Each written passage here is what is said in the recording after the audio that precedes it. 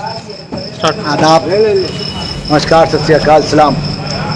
मैं डॉक्टर अब्दुल सलाम अपने पेज से लाइव हूँ डीएमसीएच के प्रांगण से। ये डीएमसीएच जो आप मेरे पीछे देख रहे हैं, ये डीएमसीएच की नई बिल्डिंग है, जिसको आज हमारे जिलाधिकारी महोदय देख के गए हैं कि वहाँ कैसे काम करना है। देखिए, अभी देखिए स्टार्ट नहीं हुआ, लेकिन उद्घाटन हो गया।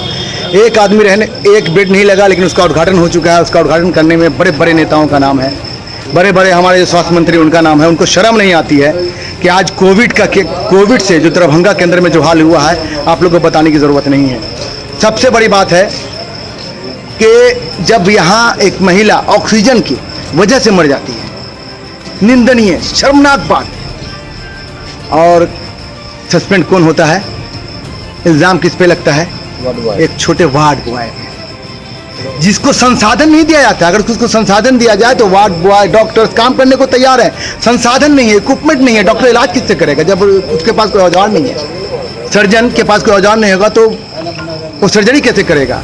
किसी वार्ड बॉय के पास आप इंजेक्शन नहीं देगा तो किसी गरीब को इंजेक्शन कैसे लगाएगा? सबसे बड़ी बात है कि ये जो पूरे बिहार में परिस्थिति बनी हुई है, इसका सीधे तौर पर जिम्मेदार हमारा जो नीतीश कुमार की डबल इंजन सरकार है वो, और जो हमारे स्वास्थ्य मंत्री हैं जो पता नहीं कान में तेल दे के घास हो गए हैं, उनकी जिम्मेदारी है। जिनकी नैतिकता, इसी आधार पर, नैतिकता के आधार पर उनको इस्तीफा दे देना चाहिए। अगर कि एक भी मौत ऑक्सीजन या दवा की वजह से हुई है, एम्बुलेंस की वजह से हुई है, तो उसकी सीधे जिम्मेदारी सरकार की होती है। और सरकार को चाहिए कि नैतिकता के आधार पर अविलंब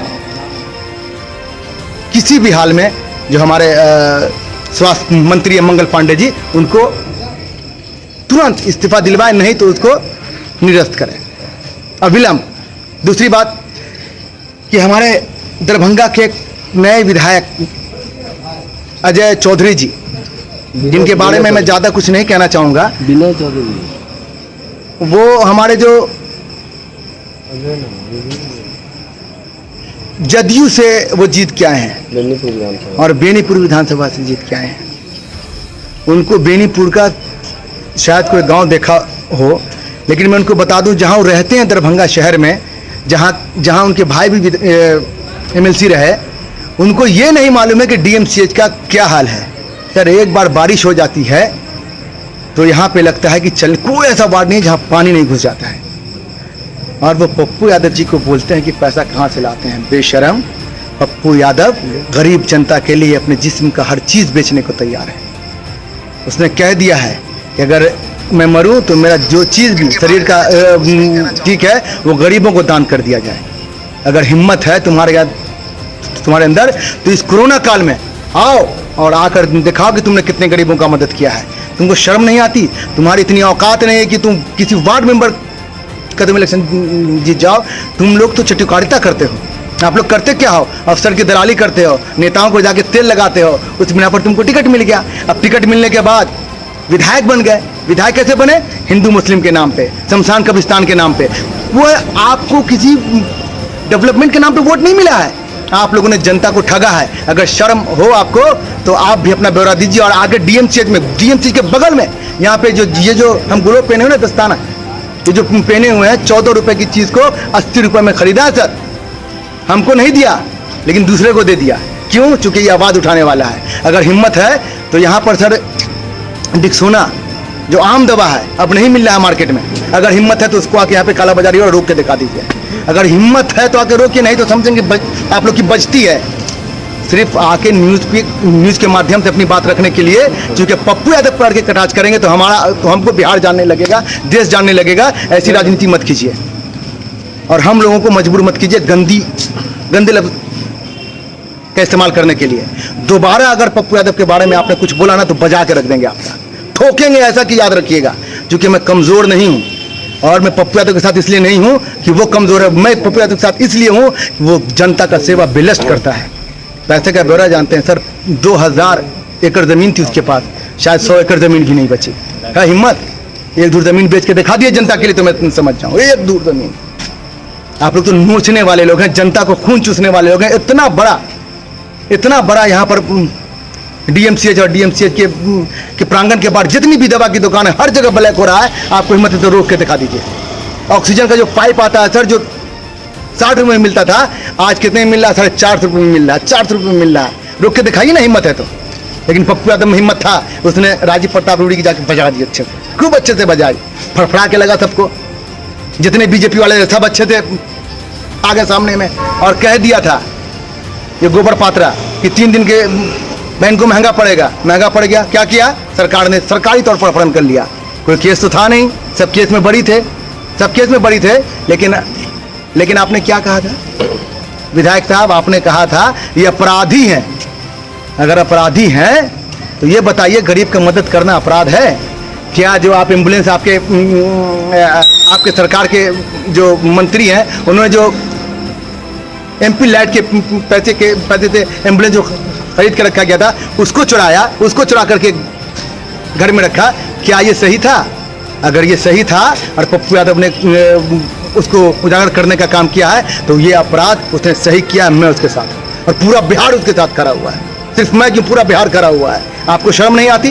दरभंगा के अंदर में आप मिथिलांचल के अंदर में रखे आपने ऐसे शब्द का इस्तेमाल किया। आप याद रखिएगा, आपको बख्शा नहीं जाएगा अगर आप जनता के बीच में नहीं आते। हिम्मत है, मैं पिछले 8 दिनों से जाके स्टेशन पर, हॉस्पिटल के बाहर मैं खाना बांट रहा हूं, मैं सरकार का सेवा ही तो कर रहा हूं।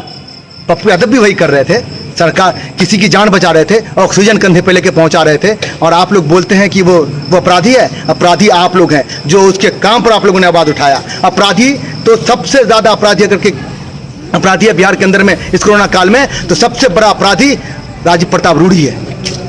उस पर 302 का मुकदमा होना चाहिए, क्योंकि उसने गरीब का एम्बुलेंस चुरा के रखा, और उस एम्बुलेंस के कारण लोग साइकिल पे दम तोड़ दिए, रिक्शा पे दम तोड़ दिए, टांगे पे अपना दम तोड़े, और जो ई रिक्शा होता है उस पर दम तोड़ा। और आज आप बोल रहे हैं कि राजीव प्रताप रूड़ी के बारे में आप लोगों ने कुछ नहीं किया, कोई संज्ञान नहीं लिया। इसका मतलब है कि आप लोग भ्रष्टाचार से लिप्त हैं, और जो भ्रष्टाचार करते हैं उसको सहयोग देते हैं, उसको बढ़ावा देते हैं। अगर हिम्मत है तो एक बार कह दीजिए, कहिए कि पप्पू यादव ने जो राजीव प्रताप रूड़ी को पकड़ा वो सही था, वरना आप भी अपराधी में शामिल हैं। दोबारा बोलने के पहले, किसी के बोलने के पहले सोचिएगा कि उसके कार्यकर्ता दिन रात पागल की तरह ये काम कर रहे हैं, लेकिन आपका आज तक कहीं पर काम नजर नहीं आया। फेसबुक आपके पास भी है, आप भी बता दीजिए कि आपने कहां काम किया है। एक पोस्ट दिखा दीजिए आप, एक पोस्ट। सर ऐसे राजनीति नहीं होती है, राजनीति ओसी राजनीति मत कीजिए। दया और लोगों के प्रति समर्पण के लिए अपना इस राजनीति कीजिए। DMCH के अंदर बहुत सारे लोग बीमार पड़े हैं सर, आके कभी देख लीजिए, आपको एहसास हो जाएगा। जब ये पेन लीजिएगा ना कि मेरे घर का लोग कोई बीमार है, तब आपको एहसास होगा। उठे और बोल दिया कि पप्पू यादव अपराधी है, दोबारा बोलने के पहले सोचिएगा, वरना आपके भी चिथड़े उखेड़ के रख दिए जाएंगे। क्या है आप और आपके घर वालों ने जो मुख्यमंत्री के साथ क्या रिलेशन रहा है, सब कुछ उखेड़ के रख दिया जाएगा। दोबारा बोलने के पहले सोचिएगा, वरना ठोकने में टाइम नहीं लगेगा। अच्छे से ठोकूंगा, और फेसबुक पे आके ठोकूंगा, और न्यूज के माध्यम से ठोकूंगा। दोबारा बोलने के पहले सोचिएगा। राजीव प्रताप रूड़ी बाप है जो बोलने में ये शर्म आता है। गरीब जनता के पैसे से जो एम्बुलेंस लिया गया, गरीब जनता के लिए आया था। पहले बोलता था कि भाई ड्राइवर नहीं है, जब ड्राइवर पप्पू यादव ने मुहैया कराया तो बोला कि फिटनेस नहीं है। और 24 मिनट के प्रेस कॉन्फ्रेंस नहीं कर सकते, ये कहेंगे इंट्रोडक्शन था उसका। उसने 24 मिनट में 18 मिनट अपना इंट्रोडक्शन दिया कि मैं क्या हूँ। उससे बड़ा व्हाइट कॉलर क्रिमिनल पूरे बिहार में कोई नहीं है, वरना आज तक जनता के बीच में कोई काम करने नहीं वाला सांसद हो गया। कैसे हो गया? चटुकारता के कारण। चटुकारता किया उसने, चटुकारता के वजह से वो MP है, सांसद हुआ, मंत्री हुआ। सर बोलने के पहले सोचिएगा, अन्यथा बहुत ठोकूंगा आपको। दोबारा बोलने के पहले सोचिएगा। मेरे लाइव के साथ जो लोग जुड़े रहे उनका मैं दिल से धन्यवाद देता हूं, और एक बार जरूर बोलता हूं कि पप्पू यादव की रिहाई के लिए आप लोग आवाज उठाइए, क्योंकि पप्पू यादव को 9 दिन से इन लोगों ने, 10 दिन हो गया आज, 10 दिन से कैद में करके रखा है। 10 दिन में यह हाल हुआ है कि मुझे लगता है कि बिहार के अंदर में कोरोना के पेशेंट कम से कम 5000 से ज़्यादा की मौत हुई है। आप सोच लीजिए, जो बंदा दवा पहुंचाता था, जो बंदा प्राइवेट हॉस्पिटल में जाके ऑक्सीजन पहुंचाता था, जो बंदा बीमार को जाके वेंटिलेटर दिलवाता था, आज वो बंदा को सरकारी तौर पर अपहरण कर लिया गया है, जिसकी वजह से आज बिहार की जनता रो रही है और कोरोना से मर रही है। आप लोग एक बार एकजुट होकर तैयार होइए और पप्पू यादव की रिहाई के लिए एक जोर लगाइए, ताकि बिहार सरकार को ये पता चले और बिहार सरकार घुटने टेक दे और पप्पू यादव को अविलंब रिहा करे, ताकि जनता की सेवा, उसकी जो भाव है जनता के लिए हमेशा लड़ते आए हैं, वो जनता के लिए काम करने के लिए फिर से हम लोगों के बीच आए। बहुत बहुत धन्यवाद, बहुत बहुत शुक्रिया।